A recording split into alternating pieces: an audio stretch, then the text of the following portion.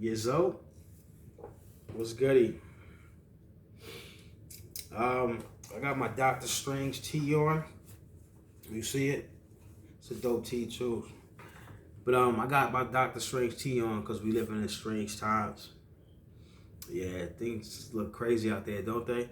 Flyteesforyou.com. You get one of these. I'll put the link in the description. But yeah, you can just feel it. Feel it. Media loves. They love this. Media loves when there's tension like this around because they're actually relevant and people actually will watch them just to. That's the world we live in. People love chaos and mayhem and all of that. I remember a wise man said, if you look at the nightly news, they always lead off with a murder, rapist, or tragic car wreck. That's the top story in the news every night. That's what you see most of the time on the paper, on the front page of the newspaper, because that sells. People, are interested in that. So they're basically just gearing up for this verdict. It's supposed to be coming soon. The Derek Chauvin trial, the George Floyd cop, right? So they want basically creating civil unrest now. They just want, I don't know if they're trying to get this is going to help get a conviction. Which at this point, I don't even know, because the more I see the evidence is coming out, this doesn't look like it's such an open and shut case anymore. I'm being honest. I've seen some videos, footage, some surveillance, like all types of like statements from witnesses. This is seeming like it could be some other stuff, but what we know, that's what the media does. They just create narratives for you to just automatically assume that you know the whole story. If you think about it, these cops get off a lot, and we're thinking, oh, the system is foul, the system is this, is racist, and all that. I think what they've been doing this whole time is that they just been feeding us narratives like crazy. That's all they do, is just feed us a narrative. Like Jeff Blake. Coincidentally, the cops last week they just announced the cops aren't facing any charges. So it's like, you really try to create some tension now. But yeah, he was the black man in Wisconsin, Kenosha, that got shot by the police. You remember that? I remember that vividly because I seen it. I fell victim to him, and I hate when I do that. But that was the last time that I actually got tricked by the media about anything. Because they put the video out, and the video was of Jeff Blake walking to his car, and the cops are yelling at him. And they try to get in the car, and they just start shooting him in his back a bunch of times. And that was the video. That's all they put out. That was it. So I reacted off of that. And I remember I posted it, and I was like, yo, man, if you're scared to be a cop, don't be a cop, because this is ridiculous. And I realized my mistake about 30 minutes later, like, damn, it got me again, because I don't even know what happened. I just seen the video that they wanted me to see, and I just reacted. Every day after that, and a little bit of evidence here comes out, a little bit there, we found out, he had a knife, and he was beating on somebody, and he might have a gun in the car. All types of weird stuff. Real information came out. I was like, they got me again. But that was the last time, though, because I don't care if I see a cop choking a baby. I need to know what happened. I need to know what the baby did. I need to know what the cop. I'm not jumping to no conclusions anymore. That's how bad it is with the media. I have no trust and no faith for them. I don't care. I don't even trust them with the weather. No. If they tell me it's sunny outside, I'm bringing a raincoat. If they tell me it's going to rain tomorrow, I'm going to the beach. That's how bad it is. And it's a shame. It's disgusting because it's not supposed to be like that. It's supposed to be unbiased reporting of the news. You're supposed to be my source of information, right? And I should feel like, you're looking out for my best interest and giving me the best information that you have on hand about major issues. But the media we have today, no, they are very one-sided. They're completely one-sided, not very, completely. They're Democratic, liberals. They're to the left to the point where they need to have I Heart Democrat bumper stickers on their foreheads when they report the news. Yeah, because it's just disgusting. I've never seen such bootlicking in my life. It's just, ugh.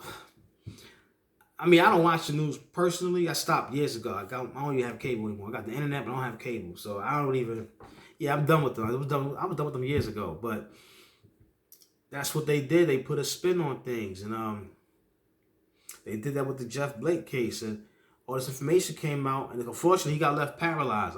Surprisingly, he's lucky because they lit him up at least about 8-10 times, but he's paralyzed. But yeah, the cops for that case, they aren't being charged for it because that's usually what happens. We get to see a video of something, and then when it goes to trial, or goes to when it goes to court, we don't get to see that information. You ever try to watch like an actual court case? Now it's cool to watch forensic files and all that because they usually 30 minutes, an hour, you can watch that and they give you all the juicy details. But the actual trial, that's like days and weeks of boring, 8 hours of boring ass testimony. You're not gonna sit there and watch it. So evidence comes out through the trials, and then we start seeing this piece of information, and it turns out to be like, oh snap, like, oh, they really were doing their job. But we don't get to know all that. They just want to show us the pictures of the killings and all that. That's all they want to show us. Because we are an emotional society, and we instant gratification, and we need to now, and this is like part of that too. So once we see it, we already assuming that person is just guilty. Not so. And George Floyd, that case, it's looking like this now. More information I'm seeing about it, more little pieces of detail I'm seeing about it. It's just looking like, I don't know. But my whole point is that they're getting us all riled up for possible chaos. Now, I'm willing to bank on it that they would rather have him be found not guilty than guilty. Right? Because if he's found guilty, that's a small win. Small, tiny win. That's not the bigger picture. That's just immediate gratification. It's only going to last for a day. He gets found guilty. Okay, he's going to jail probably for a long time. Now what? You gonna burn stores down? You're still gonna be rioting, or you're just gonna go home? That's not how it works. Because if you go home, you thinking everything is peaceful and all that, then reality sets in. Like, okay, well that's over with, but wait a minute, I'm still poor. Where's my house at? Where's my stimulus money at? Where's this at? Where's that? And you start realizing, like, oh, you start paying attention to what's really going on, right? They don't want that. They are mucking things up right now like you wouldn't believe. They are doing a lot of agenda stuff, a lot of stuff. The border situation is crazy. They don't talk about that, but this has actually been a good distraction for that. They don't talk about that. They need you distracted so they can continue with their agenda. So could you imagine if he gets found not guilty? Just imagine for a minute or two what that would be like if he got found not guilty. You remember last year? And the crazy part, this is around the same time. Last year, George Floyd happened I think around this time, right? If I'm not mistaken. But did you see the reaction? The chaos, the burning of the cities. They were burning cities down. They were burning stores down. They didn't care.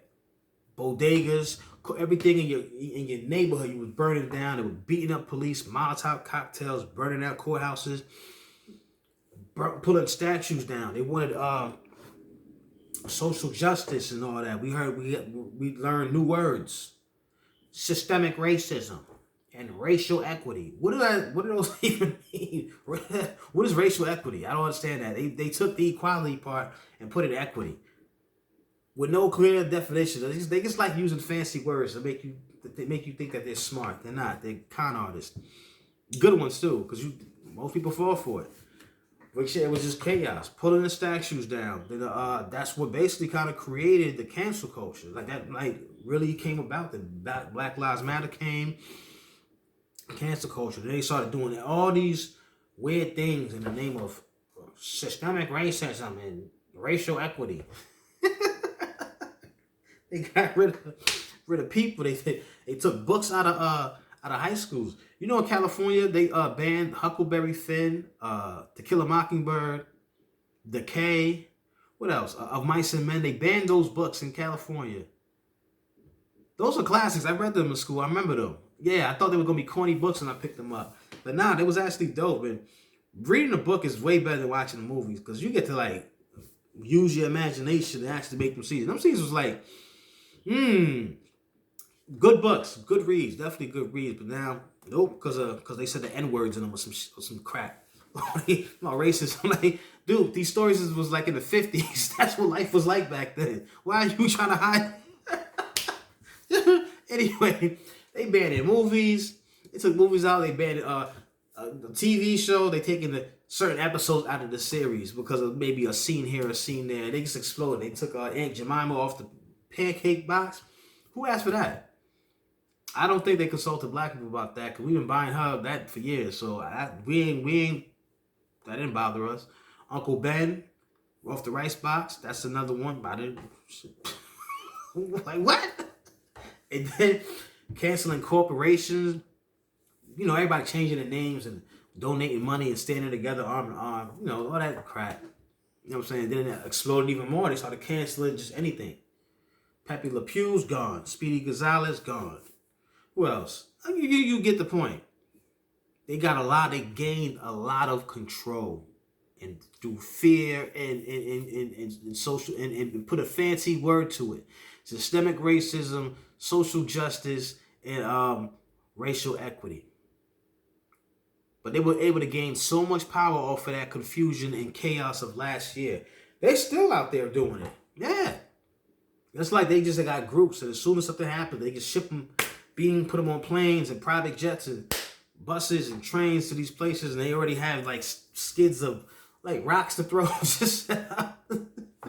I'm serious. They'll go to Minneapolis and there'll be like a whole box full of just broken bottles and whatnot. They just throw it there, like a whole crate of Molotov cocktails waiting for them.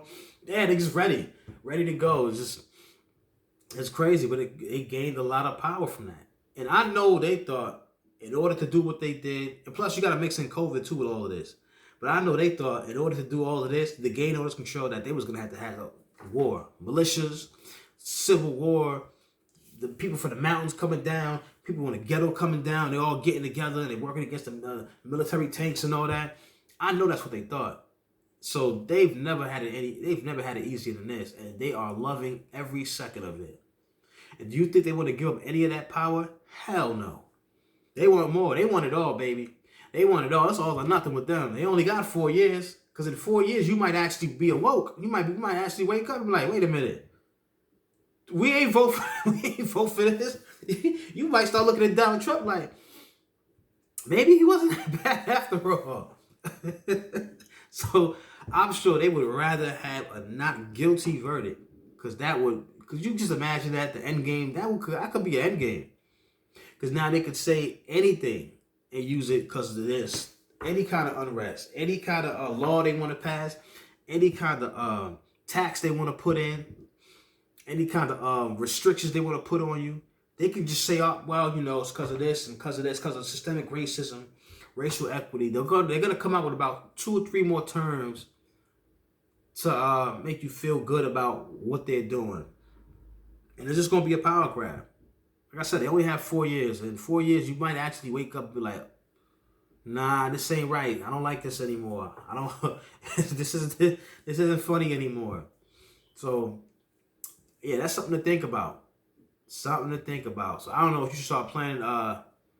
Maybe start looking at some stocks. See what companies is looking at that would gain from this and invest some money or something. But either way, if he's found guilty, small win. But the bigger picture is what would happen if he did get found not guilty. And I'm guaranteeing that's what they're pushing for. They're hoping for that because, yeah, it could do a lot of damage, a lot of chaos, even more than what it is now. But if they do that, I think people there are gonna start waking up like, we gotta stop this because you're burning cities down to the ground. You are, and it's okay for you to say do this and do that. They just had Maxine Waters talking about we got to be more confident. She went to Minneapolis. This is funny. She went to Minneapolis and talking about we got to be more confrontational and we got to get in their face. And the reporter was like, oh, so you're gonna be here? She said, oh no, I'm not gonna be here. I just came down just to talk to these people. I'm out. After I stop talking to you, I'm on a jet. I'm out of here. But this is what they need to do. So that shows you right there. They don't care about you. They don't. They don't care if you go. Just go out there and protest and keep doing what you're doing. So just keep that in mind. I wanted to get that off my chest a little bit. But I hate being woke. You know, you already know the deal. Like, subscribe, comment, like, subscribe, and be safe out there. I'm out.